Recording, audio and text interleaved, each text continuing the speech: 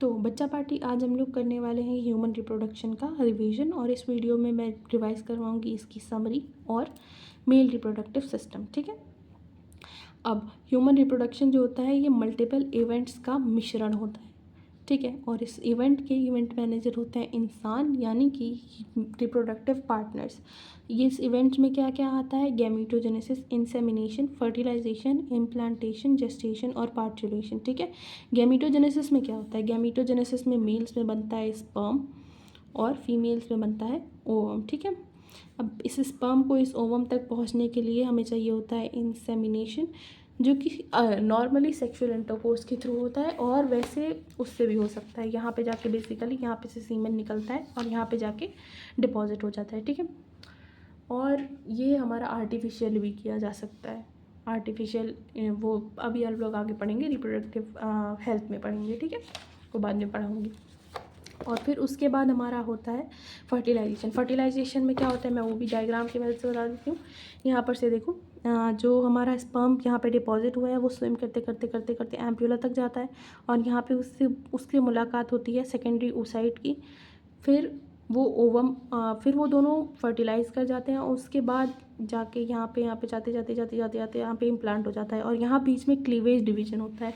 Cleavage division क्या होता है? देखो, क्लीवेज एक तरीके का माइटोसिस ही होता है, लेकिन वो अलग माइटोसिस होता है। इस देखो, नॉर्मल माइटोसिस में क्या होता है कि ये देखो, ये मदर सेल है ना।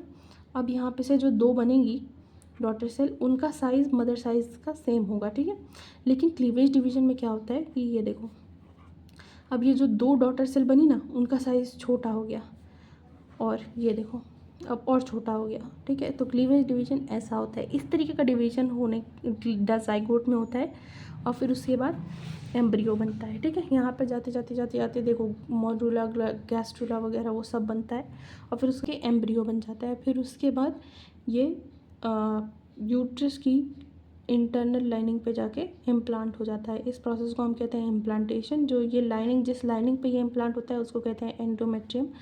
और फिर उसके बाद यहाँ पर ये जो है एंडोमेट्रियम इसको अंदर ले लेता है, और फिर उसके बाद ये यहाँ पे ग्रो करता है। फिर उसके बाद हमारी प्रोसेस होती है एम्ब्रियोजेनेसिस। ये जब तक एम्ब्रियोजेनेसिस चलती है उस टाइम पीरियड को हम कहते हैं जेस्टेशन पीरियड। ठीक है, ये बात ध्यान में रखना कि एम्ब्रियोजेनेसिस होती है वो एम्ब्रियो का बड़ा होने का प्रोसेस होता है, और इस प्रोसेस में जितना टाइम लगता है उस प्रोसेस को हम कहते हैं जेस्टेशन पीरियड, जो कि नॉर्मली इंसान में, फीमेल्स में 9 महीने का होता है। ठीक है, फिर अब यहाँ पे जेस्टेशन पीरियड कंप्लीट हो गया, फिर उसके बाद यहाँ पे से बच्चा निकलना भी तो है, तो इस प्रोसेस को, जो बच्चा निकलने वाला प्रोसेस होता है, उसको हम कहते हैं पार्चुरेशन। चलिए अब हम डिस्कस करते हैं मेल रिप्रोडक्टिव सिस्टम को। ठीक है, मेल रिप्रोडक्टिव सिस्टम में हमारे 2 टाइप्स के ऑर्गन होते हैं। पहला प्राइमरी सेक्स ऑर्गन होता है जिसमें आता है टेस्टिस, और दूसरा एसेसरी डक्ट्स, एसेसरी ग्लैंड्स और एक्सटर्नल जेनिटेलिया। ये सेकेंडरी और हेल्पर ऑर्गन्स होते हैं, एक तरीके से ऑर्गन्स या फिर डक्ट्स या फिर glands and all that stuff. Accessory ducts में हमारी आ जाती हैं रेटिटेस्टिस, वासा एफ्रेंशिया, एपिडाइडमिस और वास डेफरेंस। और हमारी एसेसरी ग्लैंड्स में आ जाती हैं सेमाइनल वेसाइकल, प्रोस्टेट ग्लैंड और बल्बो यूरेथ्रल ग्लैंड। और बल्बो यूरेथ्रल ग्लैंड का एक और नाम याद रख लीजिएगा, काउपर्स ग्लैंड। ठीक है, और एक्सटर्नल जेनिटेलिया में हमारा पेनिस आ जाता है। ठीक है, पीनिस बेसिकली। हाँ, फिर अब हम पढ़ते हैं टेस्टिस के बारे में। चलो डायग्राम के थ्रू बताते हूँ। ठीक है, ये है, ये कौन सा शेप है? Oval. Basically testis Oval shape का होता है, और ये एक पाउच में होता है। देखो ये पाउच दिख रहा है, एक स्किनी पाउच में होता है जिसको हम कहते हैं स्क्रोटम।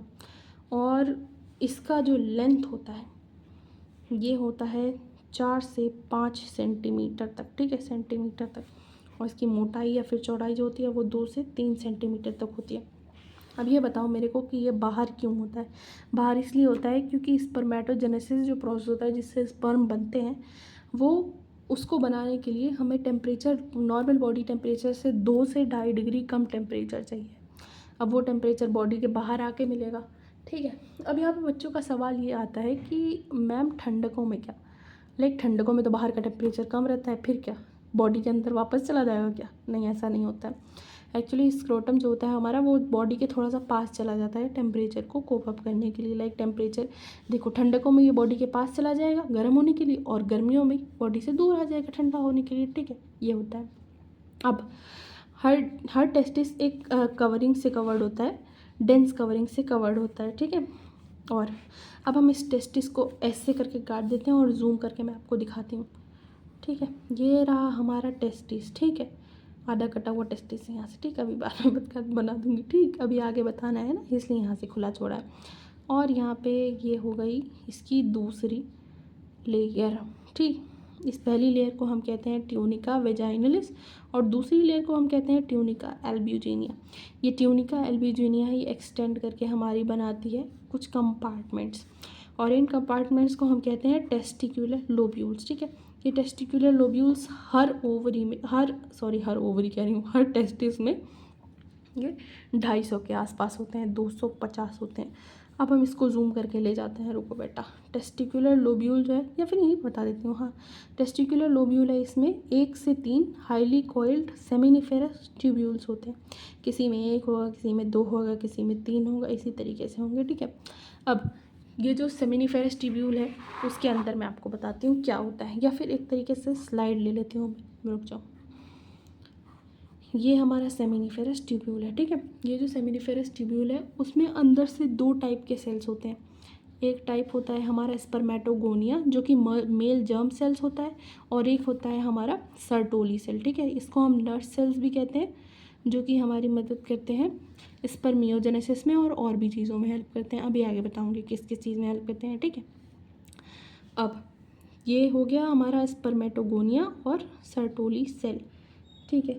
उसके बाद ये जो अब बताओ स्पर्म बनेगा कैसे। स्पर्म बनने के लिए क्या होता है कि ये जो हमारा स्पर्मेटोगोनिया होता है ना, इसमें मियोसिस होता है। क्या होता है? मियोसिस होता है। मियोसिस होने के बाद ये बन जाते हैं।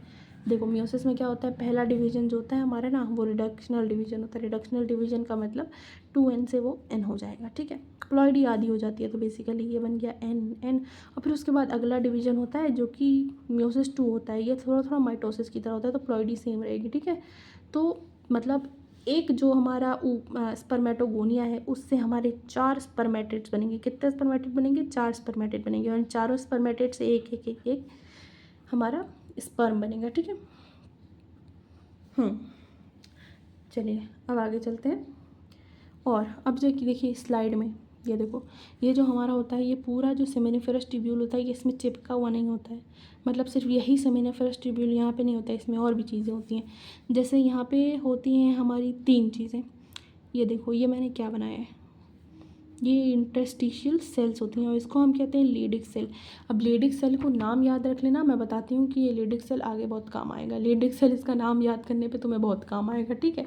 क्यों काम आएगा बताती हूँ मैं बाद में। और यहाँ पे होती हैं हमारी ब्लड वेसल्स होती हैं, और जहाँ पे ये सब होता है उसको हम कहते हैं इंटरस्टिशियल स्पेसेस, ठीक है।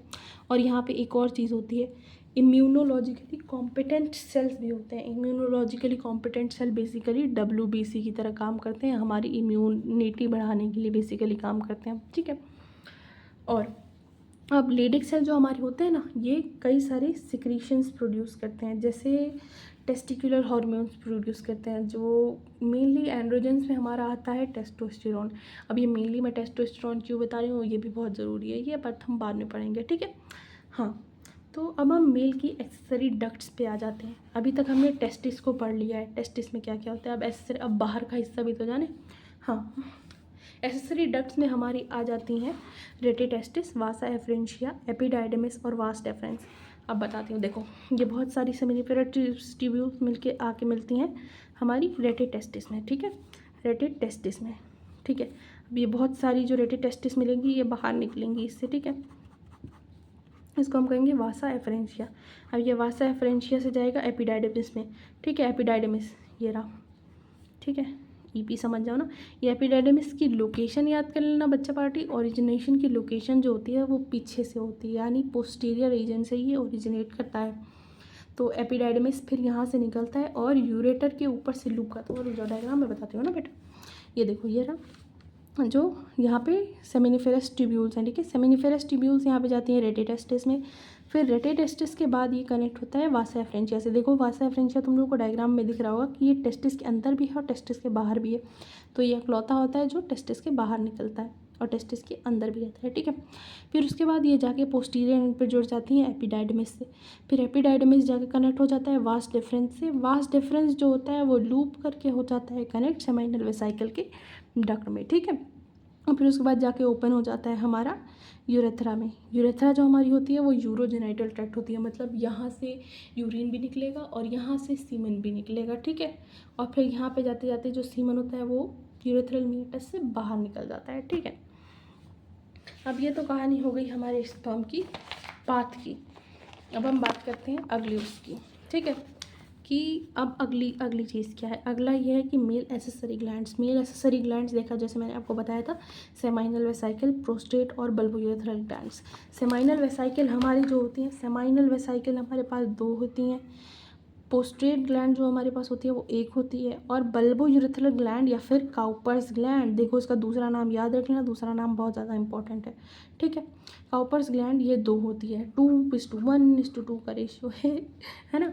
तो अब इन सब के सिक्रीशंस जो होते हैं उनको मिला के हम कहते हैं सेमाइनल प्लाज्मा, ठीक है। सेमाइनल प्लाज्मा में क्या क्या होता है, फ्रक्टोज होता है, कैल्शियम होता है और कुछ एंजाइम्स होते हैं, ठीक है। अब यहाँ पे हमारा जो बल्बोयूरेथ्रल ग्लैंड होता है ना वो कुछ चीज़ें रिलीज़ करता है, ठीक है, कुछ लिक्विड रिलीज़ करता है जो कि हमारी पीनिस की ल्यूब्रिकेशन में हेल्प करती है। अब पीनिस को ल्यूब्रिकेशन चाहिए क्यों है पीनिस में? अच्छा चलो मैं तुम लोग को ये पता है कि जो यूरिन होता है और जो सीमेन होता है वो अलग अलग टाइम पे क्यों निकलता है, बताओ। अच्छा मैं बताती हूँ। जो यूरिन होता है उसका पीएच एसिडिक होता है और जो हमारा स्पर्म होता है वो एसिडिक पीएच में ज़िंदा रह ही नहीं सकता, ठीक है। तो अब बताओ अगर वो यहाँ पर आते आते ही यहाँ पे मर जाएगा तो फिर क्या ज़िंदगी। ऐसे यहीं पर आते आते इसकी शहादत हो जानी है इस तरीके से, तो अगर वो यूरिन के साथ निकला, इसलिए वो अलग अलग टाइम पर निकलता है। और जो बल्बोयूरेथ्रल ग्लैंड है ना हमारी, वो जो है मतलब पीएच को कम कर देती है, बेसिकली एल्कलाइन टाइप कर देती है, तो फिर यहाँ से निकलने में इनको आसानी हो जाती है, ठीक है। अब हम आखिरी पार्ट पे बढ़ते हैं। आखिरी पार्ट में हमारा आ जाता है पीनिस। पीनिस मतलब ये वाला पार्ट, ठीक है। जो पीनिस होता है वो उसके जो एंड वाला लास्ट पार्ट होता है उसको हम ग्लांस पीनिस कहते हैं। और इस ग्लांस पीनिस के ऊपर वाली ये जो कवरिंग दिख रही है तुम लोग को, उसको कहते हैं हम फोर स्किन, ठीक है। अब बेटा डायग्राम में एक बार और समझ लो तुम लोग, एक बार बहुत ध्यान से समझ लेना, बहुत ज़रूरी है बेटा ये टॉपिक, ठीक। देखो हमारा जो है यहाँ पर सेमिनिफेरस ट्यूब्यूल में हमारा स्पर्म बना, ठीक है। क्या बना? स्पर्म बना, सीमेन नहीं बना है। देखो बहुत ध्यान से मेरे वर्ड्स को सुनना, ठीक है। यहाँ पे हमारा स्पर्म बना, उसके बाद ये रेटिटेस्टिस में गया, उसके बाद ये वासा एफ्रेंशिया में गया, वासा एफ्रेंशिया के बाद फिर पोस्टीरियरली ये एपिडाइडमिस में गया, एपिडाइडमिस में गया, फिर एपिडाइडमिस घूमते घूमते यहाँ तक पहुँचा। एपिडाइडमिस से ये वास डिफरेंस पहुँचा, वास डिफरेंस एब्डोमिनल कैविटी में ऊपर जाता है और यूरेटर के ऊपर से लूप करता है और जाके जुड़ जाता है हमारा सेमाइनल वेसाइकल की डक्ट में, ठीक है। और इन दोनों डक्ट्स को मिला के हम कहते हैं इजैक्यूलेटरी डक्ट, ठीक है। ये देखो यहाँ पे दिया हुआ है इजैक्यूलेटरी डक्ट, साइड वाले व्यू में दिया हुआ है, इजैक्यूलेटरी डक्ट बन जाता है। फिर ये इजैक्यूलेटरी डक्ट आगे जाके प्रोस्टेट की सिक्रीशंस भी लेती है और फिर उसके बाद बल्बोयूरेथ्रल के भी सिक्रीशंस लेती है और एंड में जाके हमारी यूरेथ्रा में बाहर हो जाती है। अब ये जो सिक्रीशंस होते हैं उसको हम कहते हैं सेमाइनल प्लाज्मा, ठीक है। और सेमाइनल प्लाज्मा को और स्पर्म को मिला के हम कहते हैं सीमेन, ठीक है। फिर यहाँ से जो रिलीज़ होता है वो होता है सीमेन और यूरेथ्रल मीएटस के बाहर निकल जाता है। और हमारा एक और रहता है एक्सटर्नल जेनिटेलिया। एक्सटर्नल जेनिटेलिया में हमारा आता है पीनिस और फोरस्किन। पीनिस में कुछ ऐसे स्पेशल टिश्यूज़ होते हैं जो कि उसके इरेक्शन में हेल्प करते हैं। इरेक्शन क्यों ज़रूरी होता है? इंसेमिनेशन के लिए। इंसेमिनेशन के लिए इरेक्शन होना is a very important thing to facilitate insemination, ठीक है। और जो इनलार्ज्ड एंड होता है यानी बाहर का हिस्सा, जैसे मैंने तुम्हें बताया, उसको कहते हैं हम फोरस्किन। ये लूज फोल्ड्स ऑफ स्किन होती हैं और इसे कहते हैं फोरस्किन। यहाँ पे ख़त्म हो जाता है हमारा चैप्टर। एक बार एनसीईआरटी के डायग्राम भी देख लो। देखो सेमिनिफेरस ट्यूब्यूल का जो मैंने तुम्हें यहाँ पे डायग्राम दिखाया था ना, वो ये है, ठीक है। तो ये जो डायग्राम तुम्हें दिख रहा है, ये देखो सेमिनिफेरस ट्यूब्यूल है और इसके बाहर वाला इलाका जो है, ये जो लाल लाल दिख रहा है, लाल लाल दिख रहा है, लाल लाल दिख रहा है, थोड़ा डार्क रेड दिख रहा होगा, वो होता है इंटरस्टिशियल स्पेसेस। यहाँ पे इंटरस्टिशियल सेल होते हैं, ठीक। और जो हमारा जो सेमिनिफेरस ट्यूब्यूल होता है वो अंदर से लाइंड होता है स्पर्मेटोगोनिया से और सर्टोली सेल से। सर्टोली सेल हमारा यहाँ पे, ये देखो डायग्राम में यहाँ तक पहुँचा दिया है बेचारे को। एक बार डायग्राम देख लेना बच्चा पार्टी, डायग्राम बहुत ज़्यादा ज़रूरी चीज़ है, ठीक है। तो ये था हमारा मेल रिप्रोडक्टिव सिस्टम। अब अगर आपको ये समझ आ गया है तो अच्छी बात है, और जिनको नहीं समझ आया है कोई बात नहीं, बाय बाय बाय बाय।